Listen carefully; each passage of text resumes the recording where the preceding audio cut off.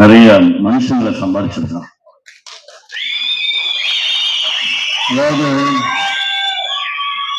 ஒவ்வொரு திரைப்படத்திலையும் அந்த தலைமை கதாபாத்திரம் ஏற்று நடித்தவர்களுக்கு அந்த படம் ரிலீஸ் ஆகும்போது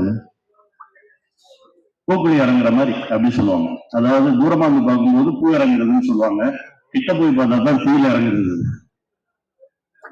அவனுக்கு முதல் படத்துல ஒரு அருமையான பூசாரி இருந்தார், பல முறை தீ இறங்கினவரு கையை பிடிச்சு கூட்டிட்டு வந்தார். இந்த படைப்புக்கு வரும்போது எப்பவுமே அந்த அந்த பரபரப்பான நேரத்துல பல முறை அந்த தீ நினைச்சவர்கள் ரொம்பவும் தைரியமா அந்த தீ பக்கத்துல நிக்கிறவங்க வேட்டியை மடிச்சு கட்டிட்டு அந்த களத்துக்கு ரெண்டு பக்கமும் இடையில நிற்பாங்க. தீ இறங்கும் போது எல்லாம் தடுமாறிட்டாங்கன்னா பிடிச்சி ஈர்த்து விடுவது. அந்த மாதிரிதான் நின்னோம் எல்லாருமே. தம்பி இறங்குறான், அவன் பக்கத்துல நின்று கையை பிடிச்சுக்கணும். ஆனா எந்த தடுமாற்றமும் இல்லாமல் அசால்ட்டா இறங்கி வந்தான். இந்த படத்துல அவருடைய உழைப்பு ஒவ்வொரு நொடியும் அவன் அந்த படத்துக்குள்ளே இருந்தான்.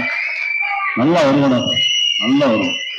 என் தம்பி சசியோடு இந்த படத்துல ரொம்ப நாள் கழிச்சு நடிச்சது ரொம்ப மகிழ்ச்சியா இருந்தது. அப்புறம் டைரக்டர் சார் சொல்லணும், எங்க டைரக்டர் வெற்றிமாறன் சார் இதே ஒரு நாள் டபிள்யூ பேச போயிருந்தப்ப சொன்னாரு, அப்படியே எல்லாம் ஒரு மாதிரி சேர்ந்து அமைஞ்சு அப்படி வந்துருச்சு அப்படின்னாரு.